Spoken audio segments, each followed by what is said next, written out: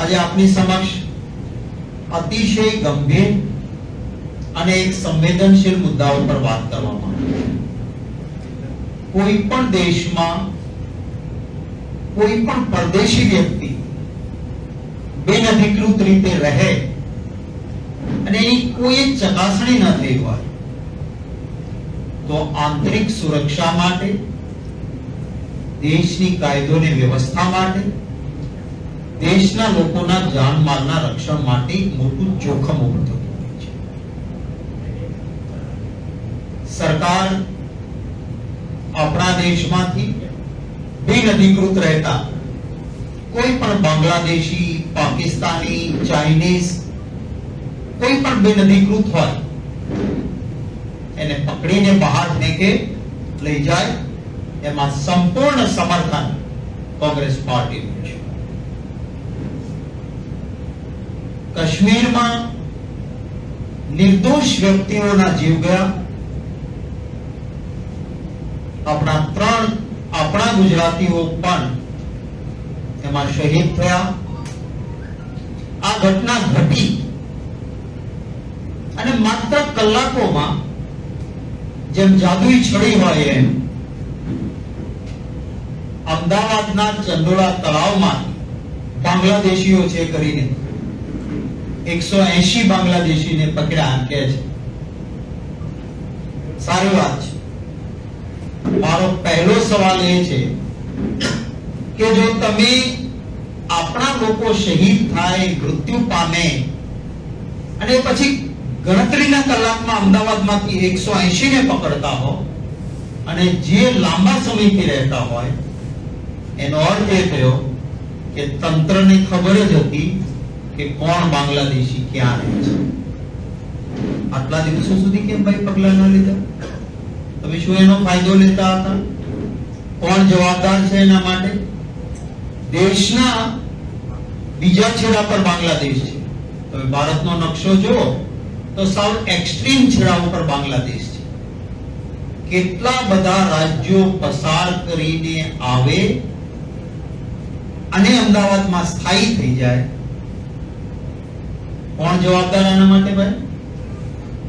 અમદાવાદમાં, ગુજરાતમાં, દેશમાં વર્ષોથી ભાજપનું શાસન છે।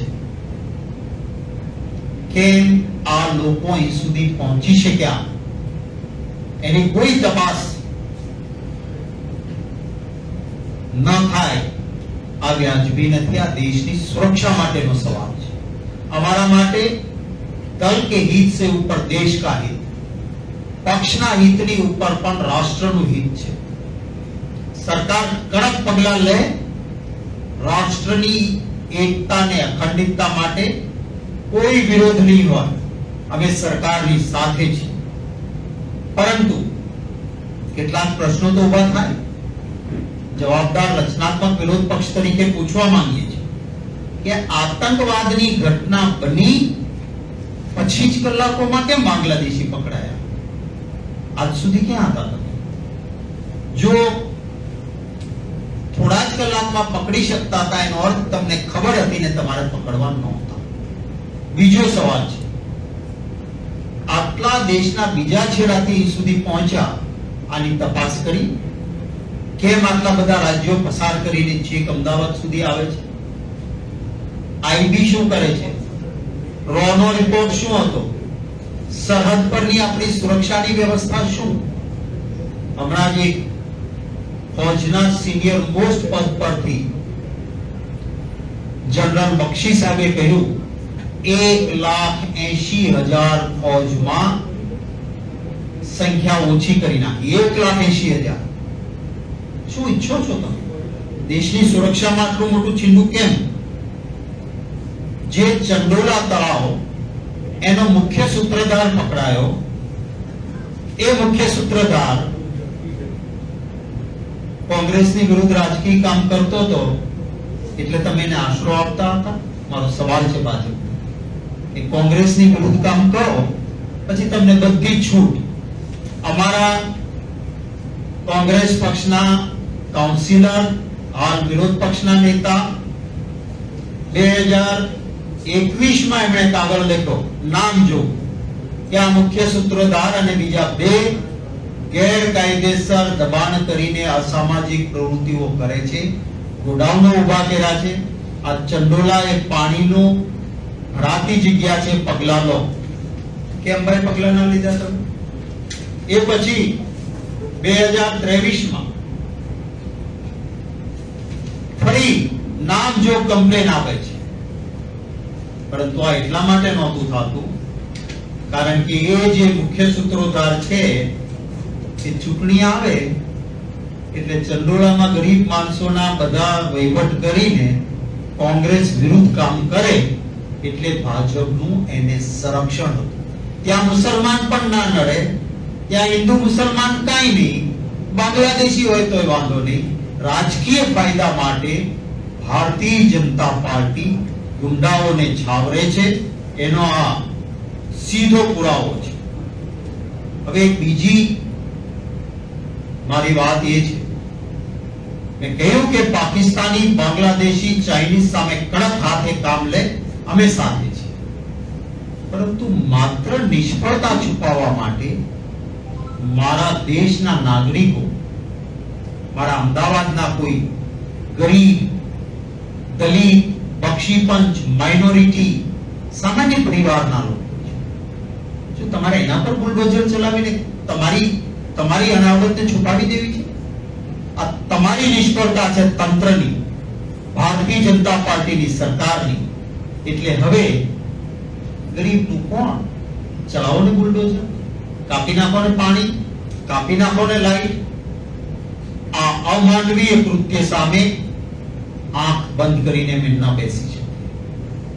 સરકારને હું કહેવા માંગુ છું, ખાસ કરીને મુખ્યમંત્રી શ્રીને, કે આ માનવીય કૃત્યોને રોકવાની જવાબદારી આપની છે. આપ ગુજરાતના મુખ્યમંત્રી છો. આપ જોવો જઈને, શું આ રાતોરાત બિલ્ડિંગ બન્યા? કોઈ મોટા બિલ્ડિંગ તો નથી, માણસના નાના ઘર છે. આ શું રાતોરાત બન્યા હતા? કોની સરકાર હતી? ભાજપની વર્ષોથી. કોનું કોર્પોરેશન? વર્ષોથી ભાજપનું. કેન્દ્રમાં કોની સરકાર? ભાજપની. અને ચંડોળામાં આ મકાનો બન્યા, સેંકડો માણસો છે, આ ગરીબ માણસો છે. આ મકાન બને નહીં, તળાવના ભાગમાં એ જોવાની જવાબદારી જે અધિકારીઓની હતી ને, અને જે તમારા શાસનમાં બેઠેલા સત્તાધીશ કોર્પોરેટરો, એમણે પૈસા લીધા છે અને મત અમને આપજો, બનાવી નાખો, મત આપજો, બનાવી નાખજો. અને એ એક ઈંટ ઊભી કરવી ગરીબ માણસના પરસેવાના રૂપિયા સામાન્ય નથી. આવા લાખોપતિ માણસનું ગાડીનું એક ટાયર ફાટે ને કોઈ કેટલો અકળાઈ જતો હોય છે, ત્યારે જેણે જિંદગીની મૂડી નાખીને એક ઘરનો આશરો બનાવ્યો, એને તો બિચારાને કાયદાની ખબર નથી.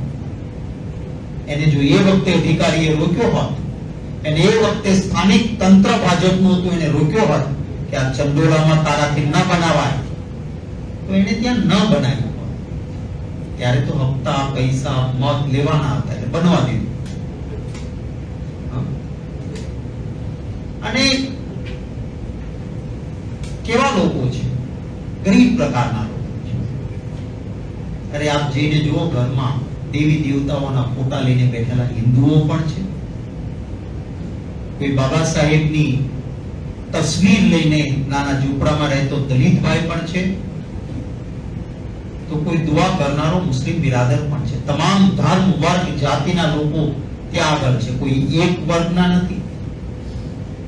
અને એમને ન્યાય મળે એ અત્યંત જરૂરી છે. મારી માંગણી છે કે આ મકાનો બન્યા ત્યારે જે ભારતીય જનતા પાર્ટી જવાબદાર હતી તંત્રની, એના સામે સરકારે પગલા લેવા જોઈએ. સુપ્રીમ કોર્ટની ગાઈડલાઈન છે કે રહેણાંકનો આશરો કોઈનો તોડવો નહીં. અને જો રહેણાંકનો આશરો તોડવાનો થાય તો એ રહેણાંકનો આશરો તોડતા પહેલા પ્રિન્સિપલ ઓફ નેચરલ જસ્ટિસ, કુદરતી ન્યાયના સિદ્ધાંતનું પાલન કરવાનું, એને પૂરતા સમયની નોટિસ, વૈકલ્પિક વ્યવસ્થા, સહાય અને પછી તોડવા. અમદાવાદ મ્યુનિસિપલ કોર્પોરેશનની પોતાની પણ પોલિસી છે કે વૈકલ્પિક વ્યવસ્થા આપ્યા વગર તોડફોડ નહીં કરવા. અને એટલા માટે પહેલી માંગણી મારી એ છે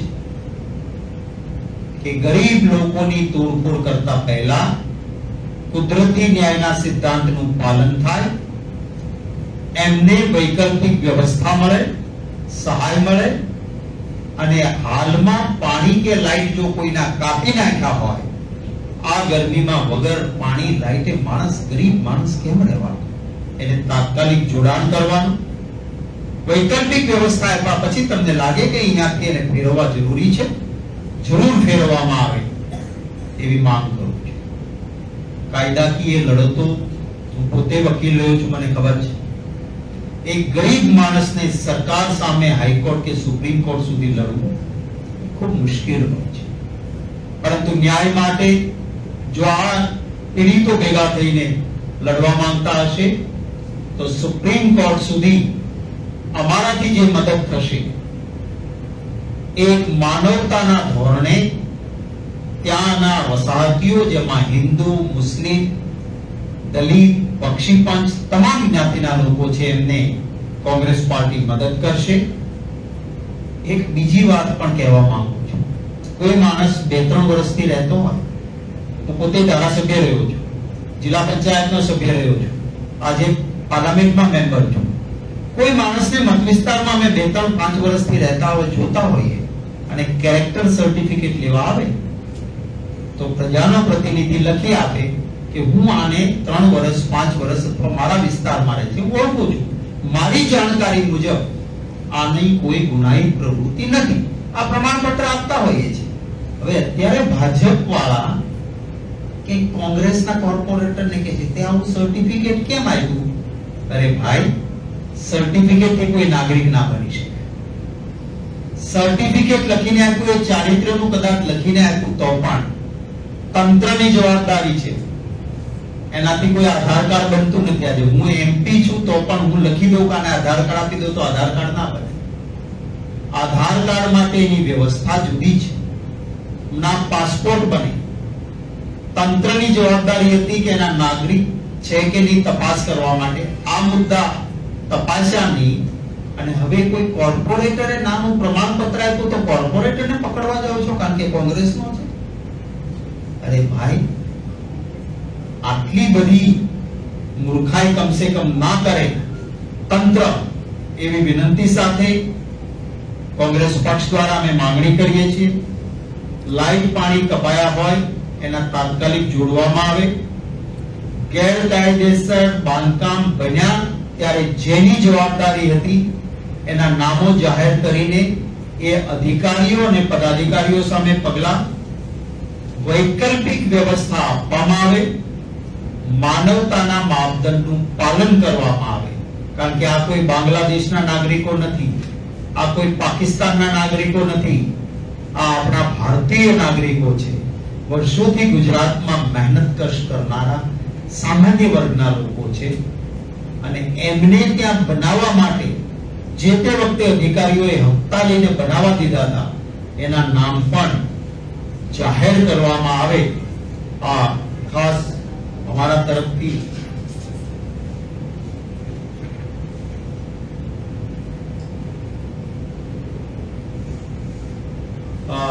તપાસ કરવામાં આવે.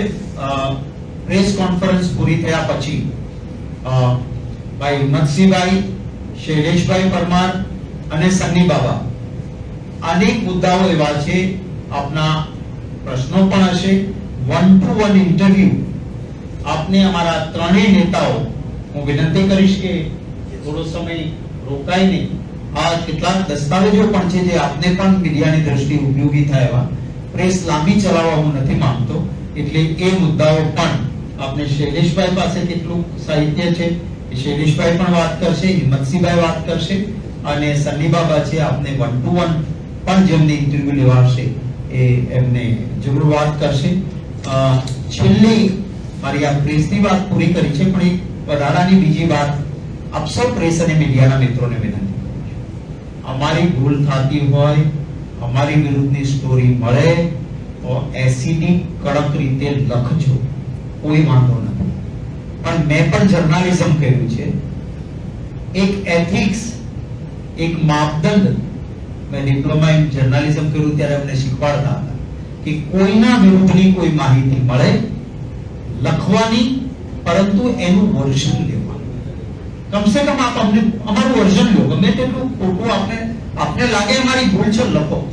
આ નહીં કરવાથી ખોટી સ્ટોરી આપની જાય તો આપની ક્રેડિબિલિટી, આપની વિશ્વસનીયતા ઉપર દાગ લાગતો હોય છે કે આ ચેનલ ખોટું ચલાવે છે, કે આ છાપું ખોટું ચલાવે છે. હું આપના વર્ગનો એટલે જર્નાલિઝમ કરેલો માણસ છું, એટલે આપની ચિંતા કરીને કહું છું કે વર્ઝન લેજો, પછી આપને જે લખવું એ લખજો. હમણાં એક પ્રતિષ્ઠિત અખબારમાં આવ્યું કે હોટલના પૈસા કોંગ્રેસે નથી આપ્યા. હું આપને સ્પષ્ટ કહું છું કે પારદર્શક રીતે આરટીજીએસ થી આપ્યા છે. એક પણ રૂપિયો બાકી નથી. અને તમારી પાસે કોઈ પણ માહિતી આવે, બે ધડક મને કહેજો. પૈસા વ્યાજ સાથે ના નીકળતા હોય તો ડબલ વ્યાજ સાથે આપીશ. એક રૂપિયો કોઈનો અમદાવાદમાં બાકી નથી. આવી ખોટી સ્ટોરીથી આપની વિશ્વસનીયતા, આપની ક્રેડિબિલિટીને દાગ ન લાગે એ માટે મારી વિનંતી છે, આપ લખો. અમારા વિરુદ્ધ એસિડિક લખશો તો પણ વ્યક્તિગત વૈમનસ્ય નહીં હોય. આપનો મારો પ્રેમ એનો એ જ રહેશે, કારણ કે આપનું કામ છે. અમારી ભૂલ થતી હોય તો પણ એસિડિક લખવાનું. અને કાલે સત્તામાં આવીએ તો હિસાબ સરભર નહીં કરીએ, પ્રેમથી આપણા સંબંધો એ જ રહેશે. ભૂતકાળમાં મંત્રી હતો ત્યારે એસિડિક મારી વિરુદ્ધ લખતા હતા, એ મારી ચેમ્બરમાં આવીને જમી શકતા હતા. અંગત મિત્રતા એમના સ્થાને, આપનું કામ આપના સ્થાને. તો આ વાતને કરી છે. આપના કોઈ પ્રશ્નો હોય તો એનું સ્વાગત છે. અને હિંમતસિંહભાઈને, શૈલેષભાઈને અને સની બાબાને વિનંતી કરીશ કે રોકાશે આપની વચ્ચે. એમને કંઈ એડ કરવું હશે તો અત્યારે પણ કરી દેશે, ને વન ટુ વન ઇન્ટરવ્યુ પણ આપને જોઈતું હશે તો થઈ શકશે. શક્તિસિંહભાઈ, જે વ્યક્તિની ત્યાં ધરપકડ કરવામાં આવી હતી, એના દ્વારા કોંગ્રેસ વિરુદ્ધ કઈ પ્રવૃત્તિઓ કરવામાં આવી હતી? ચૂંટણીમાં ખુલ્લેઆમ પ્રચાર કરતા. અને ભારતીય જનતા પાર્ટી શું કરે છે હવે કે ગુંડાઓ કયા ધર્મના છે લીજો, એમાં એમને વાંધો નથી. જેમ બાંગ્લાદેશનો એક માણસ અહીંયા ન હોવો જોઈએ, પણ શેખ હસીનાને ભાજપ બોલાવીને રાખી શકે, અને પરિણામે ત્યાં હિન્દુના મંદિરો તૂટે છે, અને હિન્દુઓ પર બાંગ્લાદેશમાં હુમલા શું કામ થાય છે? આખા દેશનો વિદ્રોહ હતો. એ શેખ હસીના દેશ છોડીને ભાગ્યા, બીજે ક્યાંય એને આશરો નહોતો મળતો. એ બાંગ્લાદેશીને ગેરકાયદેસર પ્રવેશ આપીને ભાજપે દેશમાં રાખ્યા, કારણ કે એમનો કંઈક ફાયદો હશે. અહીં માત્ર ગુંડાઓને એમની પ્રવૃત્તિ કરવા દેવાની. આ સન્ની બાબાનો પત્ર સ્પષ્ટ, જે મુખ્ય તોહમતદાર છે એ વિરુદ્ધનો છે કે સાહેબ આ ચંડોળામાં ગેરકાયદેસર પ્રવૃત્તિ કરે છે. એક વખતની બે વાર લખીને આપે છે. શું કરવું જોઈએ? ફટાક દેવીને અંદર કરવો જોઈએ? કોઈ પગલા ન લીધા. કારણ શું કામ? એને કીધું જાણ તું તાર ચંડોળામાં તારું ગેરકાયદેસર ચલાવ. ચૂંટણી આવે ત્યારે કોંગ્રેસ વિરુદ્ધ તારે કામ કરવાનું છે. તારા બૂથમાં મતો કોંગ્રેસના કેમ ઓછા નીકળે, થર્ડ પાર્ટીમાં નખાવ, બીજું કરાવ, પણ કોંગ્રેસને ફાયદો ન થાય એનું કામ કર. તો ગુંડાઈ પ્રવૃત્તિ કરવાની છૂટ આ પ્રકારે આખા ગુજરાતમાં ગુંડાઓને, ત્યાં એમને પાછું હિન્દુ મુસ્લિમ નથી નડતું. ત્યાં કઈ નહીં, રામનો મરે કે રહીમનો ભરે, મારા મતનું તરફાણું ભરે.